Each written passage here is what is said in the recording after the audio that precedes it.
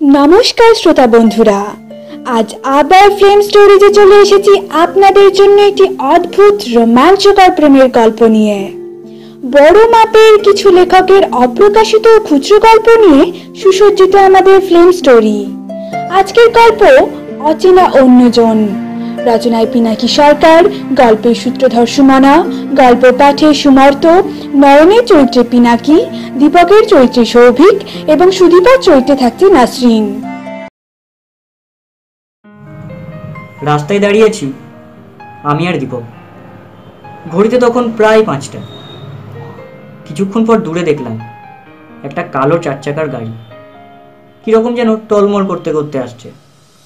খানিকটা কাছে আসার পর বুঝলাম ওই গাড়ির যাত্রী আমাদের স্কুলেরই একজন। চোখে চশমা, সরু শিক্ষিত ঠোঁটের গরম, সুন্দর ছাঁচে বাঁধানো মুখ আর একটু বিষণ্ণতার ছোঁয়া।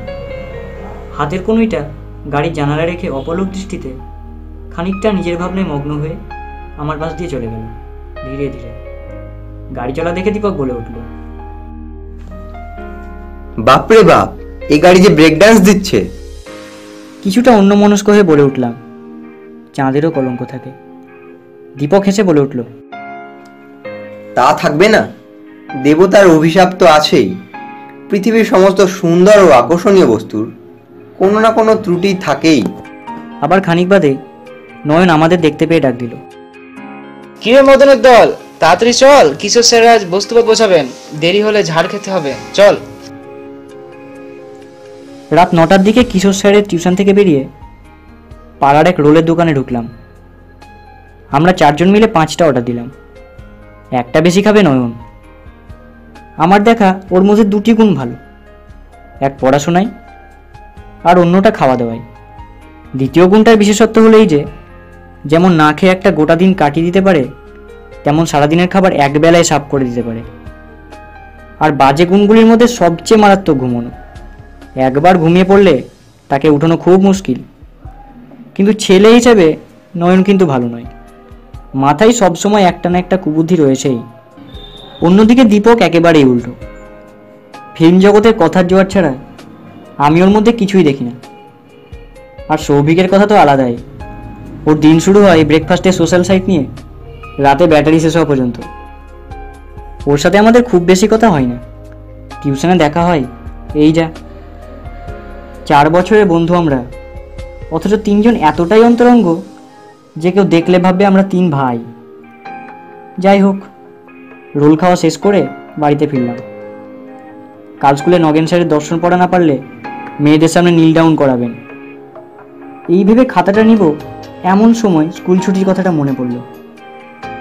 মনে ভেসে উঠল ওই কালো গাড়িতে চড়া মায়াবিনী। কথাগুলো ভাবছি এমন সময় ফোন বেজে উঠল। তখন রাত 11টা বাজছে। ফোনটা হাতে নিতে গিয়ে কলটা কেটে গেল। দেখলাম নয়নের কল ছিল, নিশ্চয়ই বদমাশি করছে, এই ভেবে রিপ্লাই দিলাম না।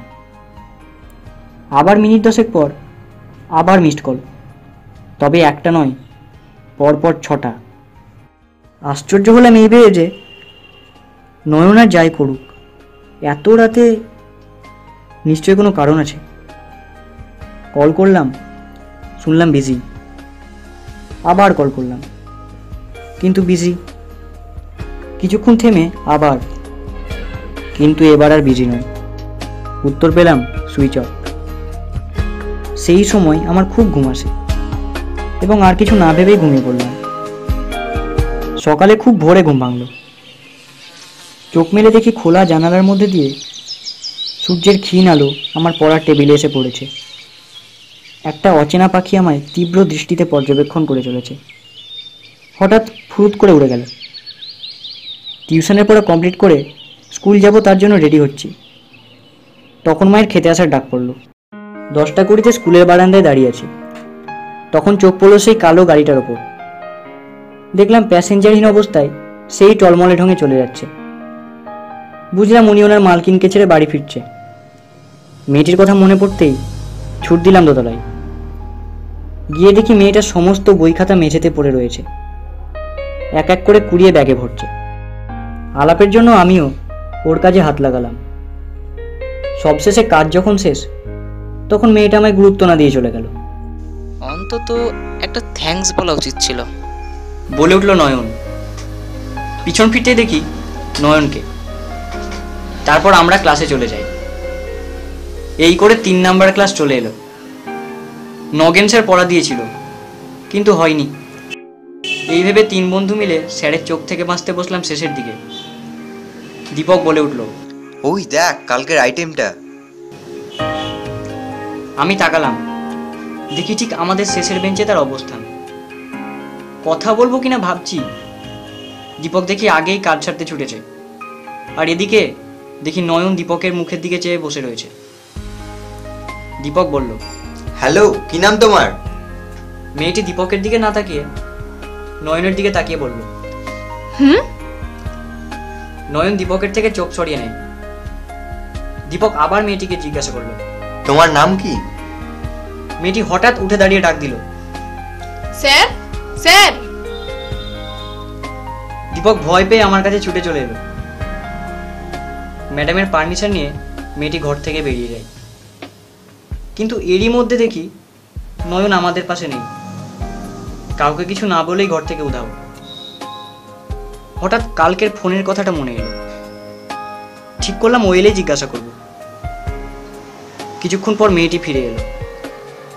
দীপক এবার আরেকবার চান্স নিবে কিনা তা আমায় জিজ্ঞাসা করলো। স্পষ্ট জানালাম, না, এবার আমার টান।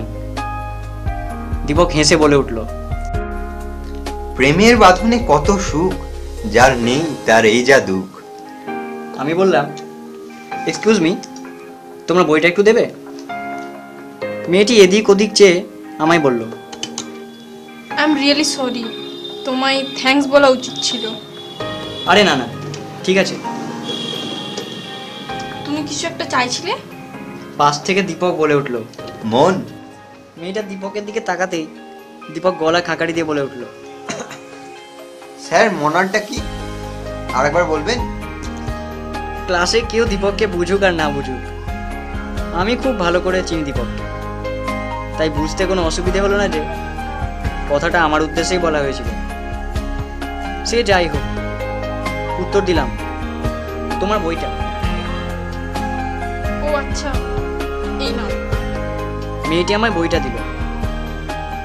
আমি জিজ্ঞাসা করলাম, আচ্ছা তোমার নাম? আমার নাম? ব্যাস, স্যারের জাঁতরেল গলায় ওর সব অস্পষ্ট হয়ে গেল। আমার কান ধরে সোজা নীল ডাউনে বসালো।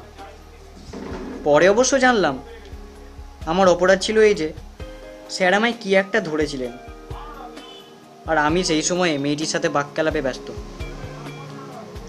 সেই কারণেই আমার এই দশা। ছুটির পর নয়নকে আর দেখা গেল না।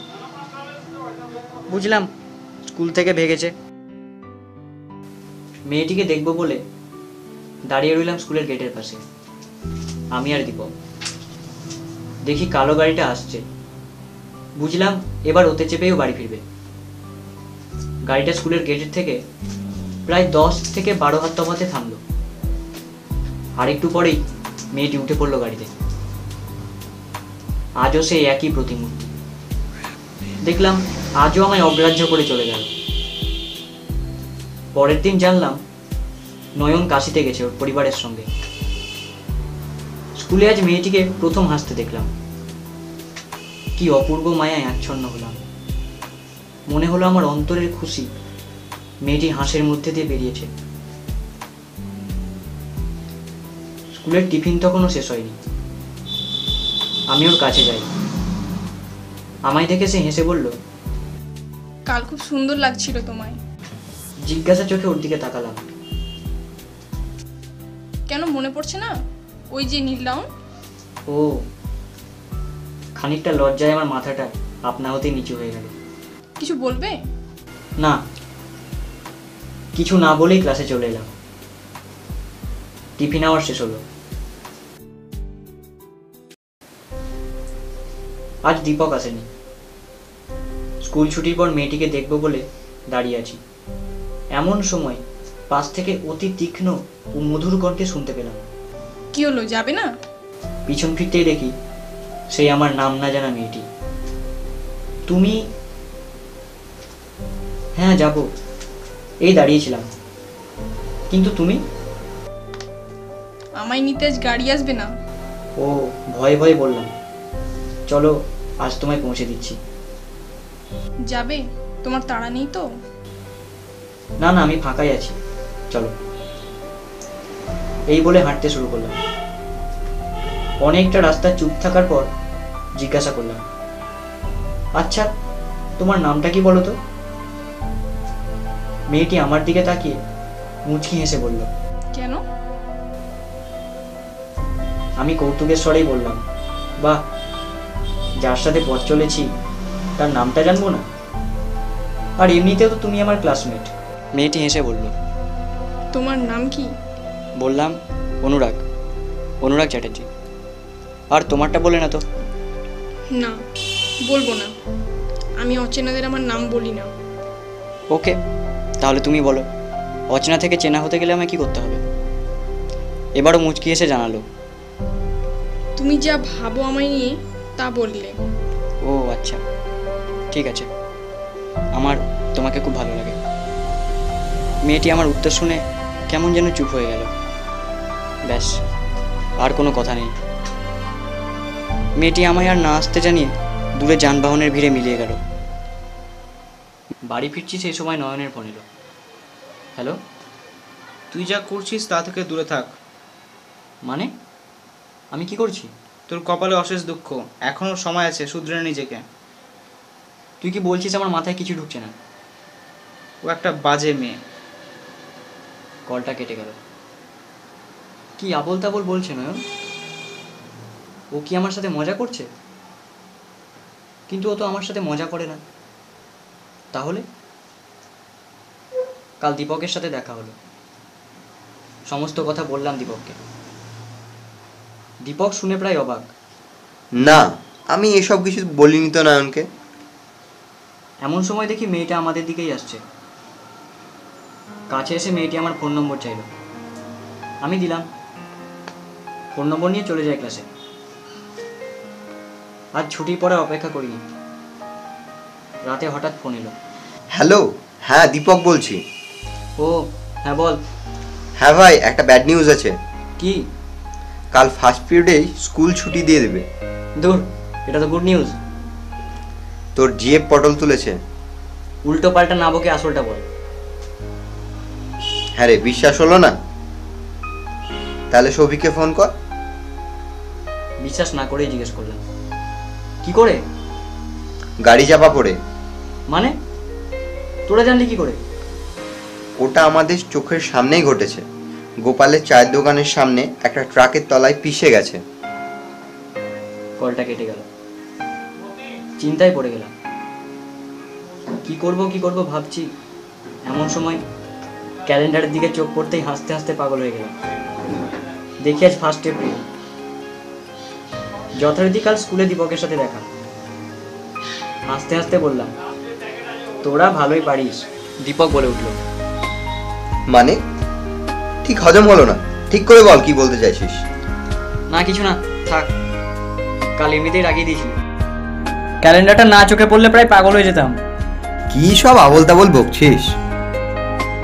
এই বলে দীপক ক্লাসে চলে গেল। ছুটির পর দীপককে দেখতে না পেয়ে রাস্তায় একা হাঁটছি। এমন সময় পিছন থেকে চেনা কণ্ঠের ডাক। পিছন ফিরতে দেখি সেই মেয়েটি আমার নাম ধরে ডাকছে। দেখে খুব ভালো লাগলো, আর কালকের কথাটা মনে পড়ে গেল।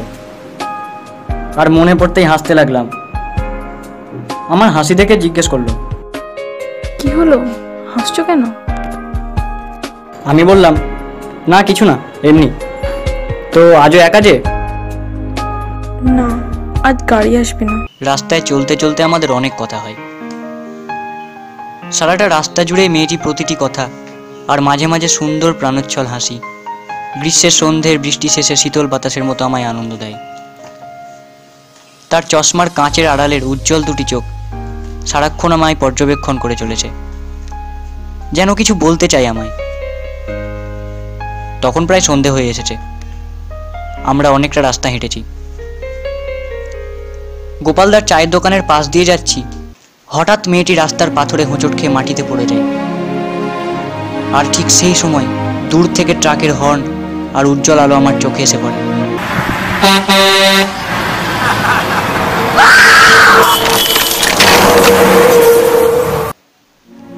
মনে হলো যেন কেউ আমায় ধাক্কা দিয়ে পাথরের ধারে ফেলে দেয়।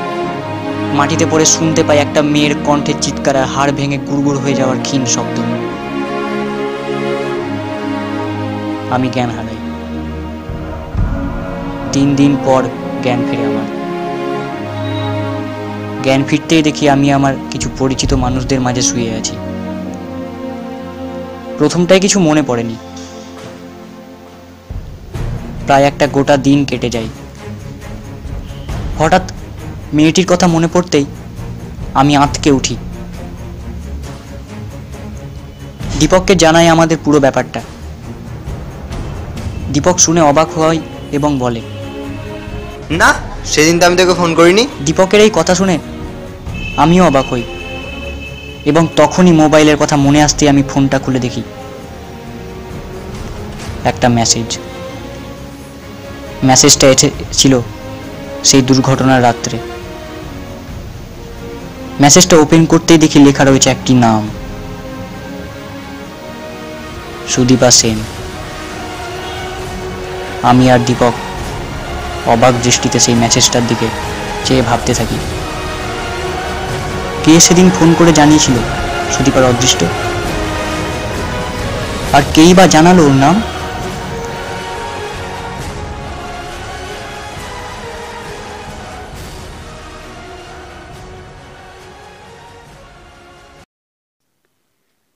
শুনছিলেন অচেনা অন্যজন, আবহ সঙ্গীতে পিনাকি। গল্পের সূচনা এবং শেষ অংশে সুমনা, গল্প পাঠে সুমর্ত, নয়নের চরিত্রে পিনাকি, দীপকের চরিত্রে সৌভিক এবং সুদীপার চরিত্রে নাসরিন। তো বন্ধুরা, আজকের মতো যাত্রা এখানেই শেষ। আপনাদের ভালোবাসা ও আশীর্বাদ থাকলে আবার অন্যদিন অন্য স্বাদের গল্প নিয়ে হাজির হব আপনাদের সামনে। এতক্ষণ আমাদের সঙ্গে থাকার জন্য ধন্যবাদ।